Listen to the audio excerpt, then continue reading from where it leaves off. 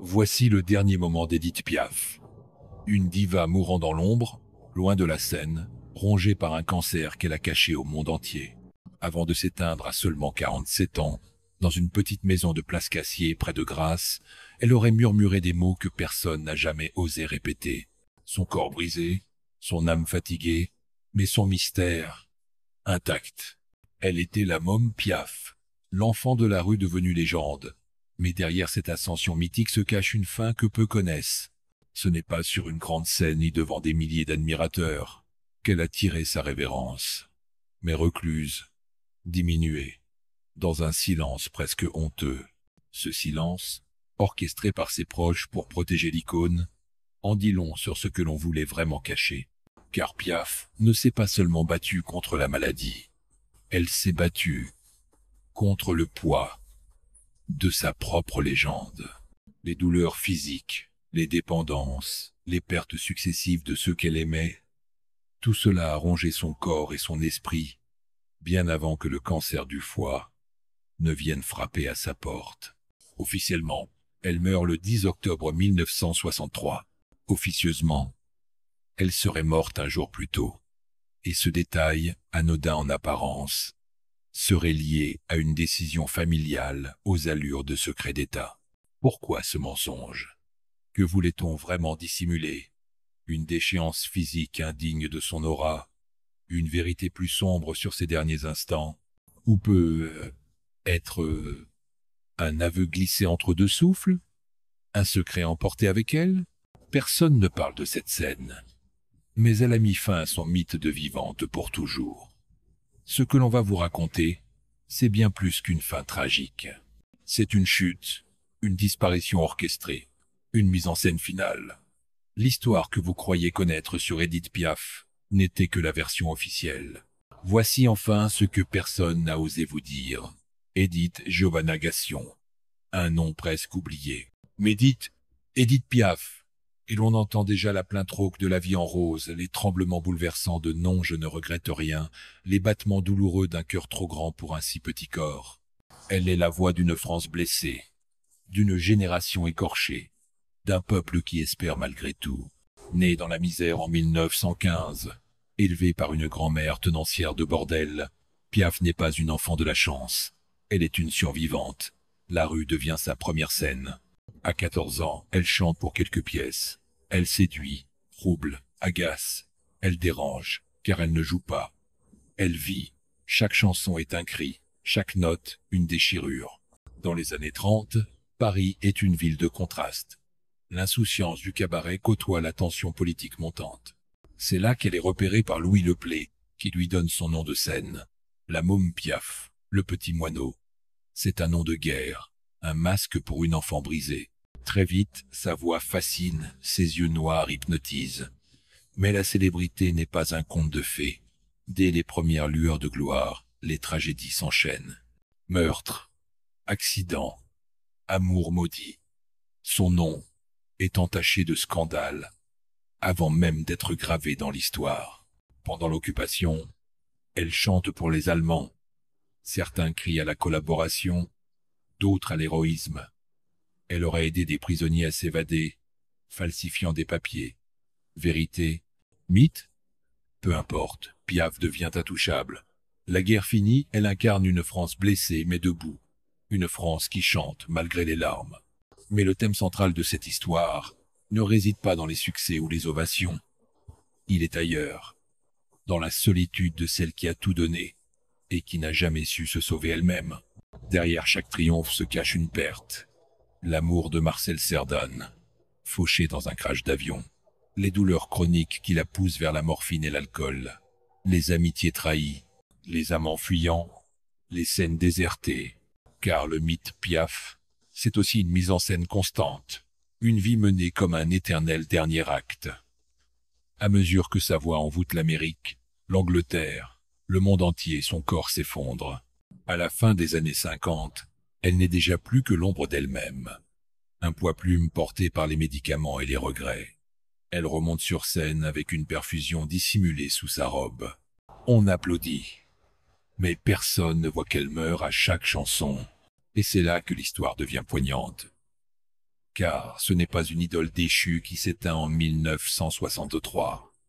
C'est une femme à bout, accrochée à la seule chose qui lui reste, chanter. Même lorsque le corps dit stop, Piaf dit encore, jusqu'à la dernière note. Ce récit ne vous parlera pas seulement d'une chanteuse disparue. Il vous plongera dans l'univers d'une femme dévorée par sa propre légende. Une femme que l'on a aimée jusqu'à l'oublier. Une femme qui, jusqu'à la fin, a voulu rester debout dans la lumière, même si la lumière brûlait. Tout commence par un miracle. Une voix surgit de nulle part, rauque, brute, déchirante, capable de faire pleurer un ivrogne dans un bistrot ou de faire taire un cabaret entier. Le phénomène Édith Piaf explose comme un cri dans le silence. Dans le Paris populaire des années 30, on n'a jamais rien entendu de tel. Elle chante l'amour comme on parle à un mort, avec intensité, sincérité, urgence. Mais dès ses débuts, le destin semble vouloir lui rappeler d'où elle vient. Son premier mentor, Louis Leplay, est assassiné peu de temps après l'avoir lancé. L'affaire fait scandale. Le nom de Piaf est cité dans les journaux comme fréquentant des gens douteux. L'étiquette de chanteuse des bas-fonds colle à sa peau. Pourtant, elle persiste. Elle n'a pas le choix. Pour elle, chanter, c'est survivre. Les années 40 la transforment. Elle devient l'icône d'une France en guerre, puis en reconstruction. Son duo avec les compagnons de la chanson sur les Trois Cloches bouleverse le pays. Et puis, il y a l'Amérique. Contre toute attente, l'Amérique l'adopte. Marlène Dietrich l'admire. Charles Aznavour devient son protégé. Piaf brille. Mais son cœur, lui, s'assombrit. Car l'événement qui va tout changer, c'est Marcel Cerdan. Champion de boxe, symbole viril de la France victorieuse, Cerdan tombe amoureux de Piaf, et elle de lui. Leur liaison est passionnelle, impossible, magnifique. Il est marié, elle s'en fiche. Ils s'aiment comme on s'arrache, comme on se bat. Et puis, le 27 octobre 1949, l'avion qui la menait à New York s'écrase. Cerdan meurt. Piaf s'effondre. Ce drame marque un tournant. Dès lors, la souffrance devient permanente. Piaf ne s'en remettra jamais. Elle chante pour lui, elle parle de lui, elle rêve de lui. Pour supporter, elle se tourne vers la morphine. Et plus elle souffre, plus elle chante. C'est peu, être là le plus cruel des paradoxes. Sa voix devient plus émouvante à mesure que sa vie s'effondre. Les années suivantes sont une suite de hauts vertigineux et de bas déchirants. Elle enchaîne les amours, les mariages, les ruptures. Elle soutient Aznavour, découvre Georges Moustaki. Mais elle est instable, imprévisible, épuisée. Les médicaments deviennent indispensables. Ses concerts sont de véritables performances de survie. On raconte qu'elle tombait parfois dans les coulisses, inconsciente, quelques secondes après le salut final. Et puis il y a la rumeur. Celle qui dit qu'elle aurait été maintenue sur scène contre son gré pour remplir les salles pour sauver les finances. Celle qui affirme que certains de ses proches auraient profité de sa dépendance pour la contrôler.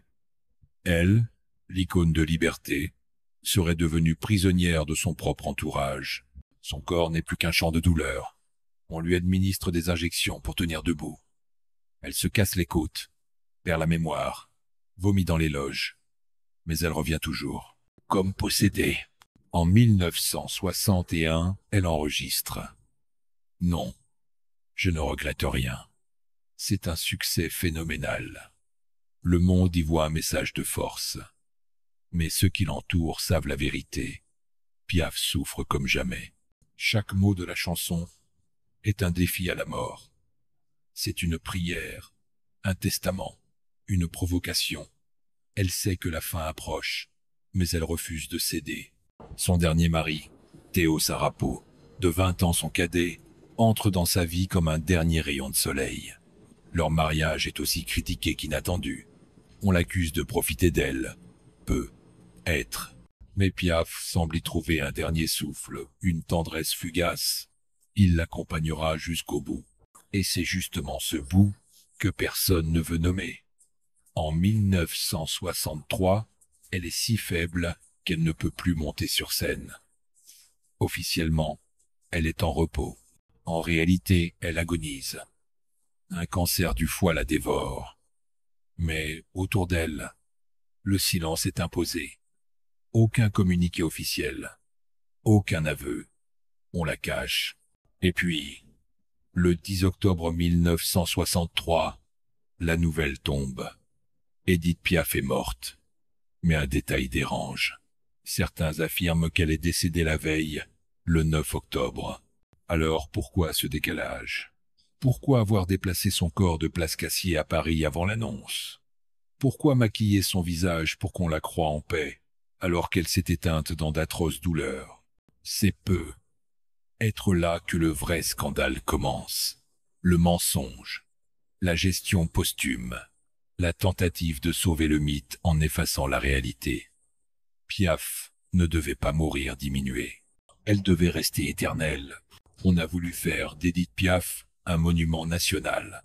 Une icône intouchable. Une sainte laïque de la chanson française. Pourtant, derrière l'hommage officiel, une autre réalité émerge, crue, douloureuse, déchirante. Car les derniers mois de la vie de Piaf ressemblent davantage à une agonie clandestine qu'à une fin digne.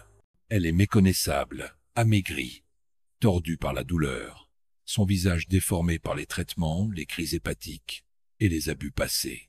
Une série de clichés volés en Suisse, alors qu'elle est en cure, montre une silhouette fragile, presque squelettique, soutenue par Théo Sarapo. Ces images, rares, sont rapidement censurées ou achetées par ses proches pour éviter qu'elles ne viennent entacher l'image publique de l'artiste. Mais ce n'est que la partie visible. En coulisses, le silence est absolu. Son entourage, inquiet pour son image, orchestre une campagne de discrétion. Les médecins sont priés de ne rien dire. On interdit aux journalistes de s'approcher. Son corps est déplacé en secret. Et le plus troublant, l'annonce de sa mort, le 10 octobre 1963, cache un fait têtu, et glaçant Piaf est morte le 9 octobre. Pourquoi cette dissimulation? Selon plusieurs sources, son impresario et ses proches auraient décidé de taire la nouvelle pendant 24 heures, le temps d'organiser la logistique du transfert de son corps à Paris et de maquiller la vérité. La raison officielle? Éviter un tumulte médiatique dans un petit village provençal. Mais d'autres parlent d'un besoin plus profond, préserver la légende. Édith Piaf ne pouvait pas mourir dans un lit banal, loin de Paris, loin des projecteurs. Elle devait partir en héroïne. Une mise en scène posthume se met donc en place. Son corps est exposé à Paris, dans une chapelle ardente, remplie de fleurs. Des milliers de fans se pressent pour lui rendre hommage. La foule bloque le Père-Lachaise. Les caméras filment un pays en deuil. Mais ce que personne ne voit, c'est cette réalité cruelle. Piaf est morte seule, rongée de l'intérieur, en proie à des douleurs atroces que la morphine ne calmait plus. Elle délirait, murmurait des noms, répétait les paroles de ses chansons comme des prières. Une infirmière, restée anonyme, aurait raconté des détails glaçants. Dans ces dernières heures, Piaf aurait parlé à Marcel Cerda, comme s'il était là, lui demandant de l'emmener enfin. Elle aurait hurlé dans son sommeil, confondant ses souvenirs et la réalité. Ces derniers mots exacts restent un mystère. Officiellement, chaque foutue chose que je fais est une foutue chose de trop. Officieusement, personne ne veut ou ne peut les répéter. Mais ce ne sont pas seulement ces souffrances physiques qui rendent cette fin tragique. Ce sont les silences, les manipulations, les intérêts contradictoires. Théo Sarapo, son jeune mari, est à la fois protecteur et soupçonné d'opportunisme. Certains disent qu'il a profité de sa notoriété déclinante pour gagner en visibilité. D'autres assurent qu'il l'aimait sincèrement, qu'il a été son seul soutien jusqu'au bout. La presse, d'abord respectueuse, finit par se poser des questions. Pourquoi une si grande figure n'a-t-elle pas eu de prise de parole officielle sur sa maladie? Pourquoi ce secret autour de son cancer du foie? Pourquoi tant de zones d'ombre? Car il y a aussi cette rumeur persistante, Et si Piaf avait demandé à mourir? Certains, à mots couverts, parlent d'une fin anticipée, une euthanasie officieuse, pratiquée discrètement pour abréger ses souffrances. Hypothèse invérifiable, mais qui alimente encore aujourd'hui les spéculations. Son médecin personnel n'a jamais confirmé. Mais son silence en disait long. Et puis il y a le public, dévasté, abasourdi. Des femmes pleurent comme pour une sœur. Des hommes se signent devant son cercueil. Les radios diffusent en boucle l'hymne à l'amour. Mais peu savent que cette chanson-là, elle l'avait écrite pour Marcel. Que ce texte, au fond, était un adieu prématuré. Comme si Piaf avait toujours chanté sa propre disparition. Les médias internationaux rendent hommage. Mais derrière les hommages vibrants, une vérité gronde. On a trop attendu pour la protéger. On l'a poussée sur scène, alors qu'elle ne tenait plus debout. On a préféré le mythe à la femme. On a voulu qu'elle incarne l'éternité, au détriment de sa vie. Rappelez-vous ce que vous avez vécu. Ces mots pourraient être les siens. Elle, qui chantait la douleur comme personne, aurait sans doute préféré qu'on se souvienne d'elle comme d'une femme libre, entière, humaine. Pas comme d'une statue qu'on a maquillée pour éviter les fissures. Édith Piaf, plus qu'une voix, est devenue un mythe. Et comme tous les mythes, elle a été façonnée, transformée, parfois trahie. En analysant son parcours, en remontant jusqu'aux dernières heures de sa vie, il devient évident qu'elle a été à la fois l'autrice et la victime de sa propre légende. Ce que l'on admire chez Piaf, c'est cette rage de vivre. Elle n'a jamais chanté pour séduire, mais pour survivre. Chaque note, chaque tremblement dans sa voix portait un morceau de son histoire. Elle a chanté l'amour alors qu'il la fuyait. Elle a glorifié la vie alors qu'elle n'avait connu que les ruines. Elle s'est offerte tout entière au public, sans filtre, sans artifice. Et justement, était-ce cela sa plus grande faiblesse? Piaf appartenait à une époque où les artistes n'avaient pas le droit d'être fragiles, où on exigeait d'eux qu'ils brillent jusqu'au bout. On les voulait éternels, immortels, même au prix de leur souffrance. Et Piaf, par loyauté, par orgueil, ou par addiction à la scène, s'est laissé consumer. La morphine n'a été qu'un moyen, parmi d'autres, de continuer. Chanter n'était plus une passion, c'était une obligation. Notre chaîne considère que la gestion de la fin de vie de Piaf reste l'un des plus grands non-dits de la culture française. Non pas pour accuser, mais pour comprendre. Comprendre comment une femme si puissante a pu finir si seule. Comment un monument a pu être caché jusqu'au dernier instant. Cette volonté de contrôler son image jusqu'à la mort, voire au-delà, dit quelque chose de notre rapport aux icônes. On ne leur pardonne pas de vieillir, encore moins de souffrir. Et pourtant, au-delà de ce drame, demeure une réalité. Édith Piaf a bouleversé l'histoire de la chanson. Elle a ouvert la voie à une génération entière d'artistes qui osent dire l'intime, montrer leurs failles. Sans Piaf, pas d'Aznavour, pas de Barbara, pas de Brel telle qu'on l'a connue. Elle a élevé le désespoir au rang d'art. Alors oui, sa fin fut tragique. Mais son héritage, lui, reste vivant. Aujourd'hui encore, des millions de personnes écoutent ses chansons, sans savoir quels sont les cris d'un cœur brisé. Était-ce là le plus grand mystère Piaf? Comment une femme aussi détruite a-t-elle pu produire tant de beauté?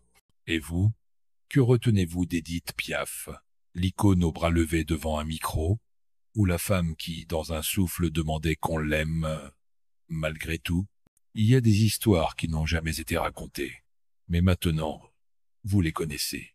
Derrière les projecteurs, les ovations, les micros dorés, il y avait une femme menue, cassée par la vie, qui chantait pour ne pas sombrer. Elle ne demandait pas la gloire. Elle réclamait juste un peu d'amour, un regard sincère, une main qui ne tremble pas, une promesse tenue. Édith Piaf n'a jamais eu le luxe de la légèreté. Même ses plus grands succès, Milord, Padam Padam, l'hymne à l'amour sont des confessions voilées, des cris contenus dans des mélodies intemporelles. Chaque chanson est un fragment de sa vérité, une trace laissée à ceux qui écouteront encore, longtemps après sa disparition. Aujourd'hui, plus d'un demi-siècle après sa mort, sa voix continue de traverser le temps. On l'entend dans les rues de Paris, dans les films, sur les ondes, dans les souvenirs de ceux qu'elle a bouleversés. Elle est devenue cette âme familière que l'on croise sans la voir, ce fantôme bienveillant des jours anciens, mais ce que l'on retient surtout, c'est qu'elle n'a jamais menti dans sa musique, même quand tout autour d'elle n'était que mensonge, contrôle, silence. C'est peu être cela, au fond, son plus bel héritage, avoir chanté vrai, coûte que coûte. Il ne reste rien de son corps, si ce n'est une tombe au Père-Lachaise, souvent fleurie, parfois oubliée. Mais sa voix, elle, ne meurt pas. Elle habite encore les cœurs sensibles, les âmes écorchées, les amoureux perdus. Édith Piaf n'a pas eu de fin heureuse.